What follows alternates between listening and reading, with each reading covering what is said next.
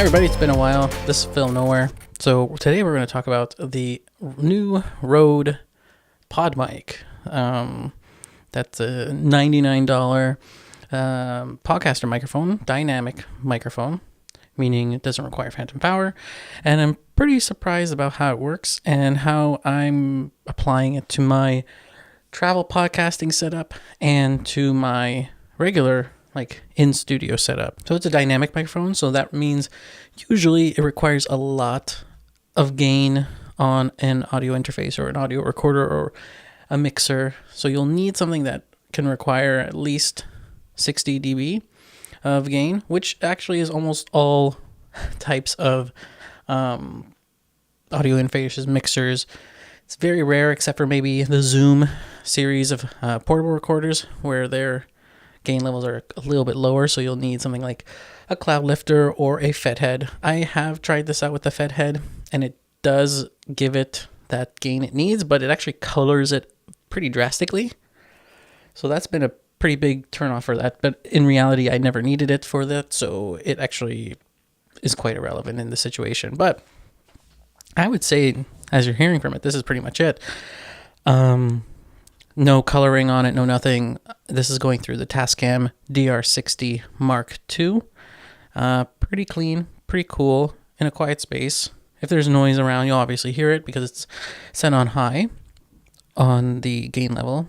With the DR60 Mark II, you can go from low setting, medium setting, high setting, and then high plus, which is, I think high plus is between 60 and 70 dB of gain. And then high is like 50 to 60, I think. But with that, I see this being a great setup with another one of these, and then maybe even two lavs to go with the Tascam DR60 Mark II to travel with. And go and do podcasting with 4 people, if potentially. So instead of, getting, let's say, a Rodecaster or a mixer or anything like that, which are bigger, more expensive, this is way more travel friendly, and I'm definitely going to give some tests about that. And I have tried with the two microphone inputs, and then the 3-4 input that you can actually put in, say for instance, a giant squid podcasting lavalier microphone setup, which is actually 2 lav mics that are connected to one input. So that's perfect for the DR60 Mark III, and it requires plug-in power, and that 3-4 input on the DR60 is a plug-in power type of thing. So it's pretty amazing in that regard. So now I have this wonderful 4-person setup in a cube-like setup with these microphones. And to go back to this microphone in particular, it comes in a very big box with just the microphone, no cables, no nothing. You take it out, it's very heavy. You're going to have this sense of quality. You're not going to be able to toss it around in your hands or lose it in your hands because it's really going to be right in your hand. It's kind of amazing, that fact. And I would say it sounds very close to, or a little bit better than, the SM57. I think it would be even better than the SM57, to be honest. I've used the SM57 a lot with a pop filter on them and with a fed head, and it sounds great. I would say it sounds pretty much the same as this, if not. The Rode mic definitely is a bit better. It has an internal shock mount inside, and it also has an internal pop filter. So as you're listening through this, you're hearing plenty of the implosions or any of those types of things. You can see how drastic or not drastic they are. But yeah, we can definitely test out how the quality of the area of its pickup pattern is pretty amazing. If you go dead on center at the top of it, sounds pretty much like this, and then if you talk like this, it goes away, and if you talk a little bit further, and then go back to center, and then talk like that more, and then go on this side, that's pretty much what you're going to be getting with this type of microphone at its optimal gain level settings and everything like that.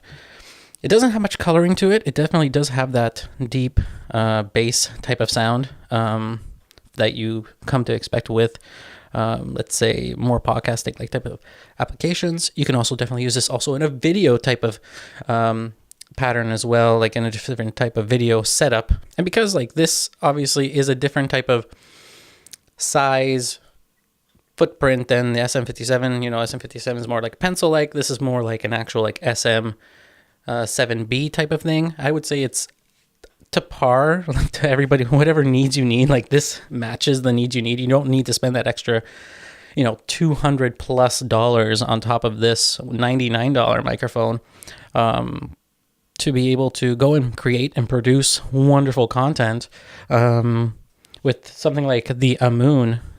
These, I think, $10 pocket stands that go on the table. They have the exact thread you need to thread this thing on there, and it fits on the table perfectly, even for a very tall person or a person with a bigger torso on a table. This would work perfectly. The legs are isolated with rubber, and through my tests so far, I haven't really heard much table noise. So, if you want to reduce table noise, if you can find, a little blanket on a couch that's in an office, you can use that and put that on there. If you're only doing, just podcasting, not including video, just for aesthetic reasons.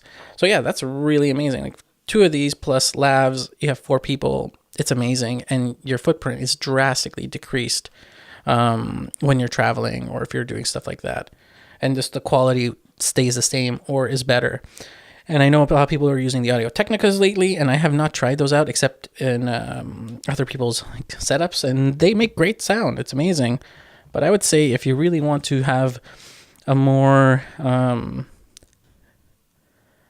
authentic radio type of sound, if you want to call it that, without breaking the bank at all, because I think they're almost the same price. I think the Audio Technicas range between $80 and $100, but I may be wrong. But this is $99. I think Rode has been really re-engineering the podcasting version that was, I think it's the Rodecaster. This is definitely the Rodecaster. I've heard the Rodecaster. I've heard a lot of the other companies that have made similar ones, but this is half the size, with good cabling and good cables and something like the Tascam.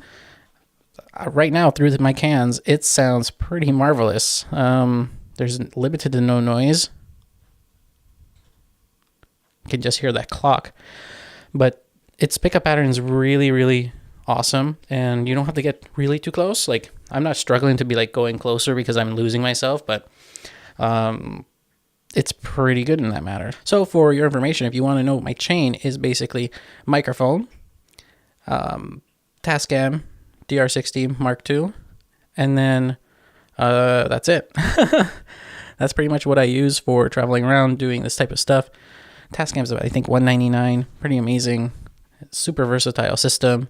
A lot of us audio people have talked about it on our channels, like Curtis Judd and other people like that. So there's a lot that this mic can offer that now I can switch out finally, because aesthetically it looks good. Also, it comes with, a better type of movable mic head like that.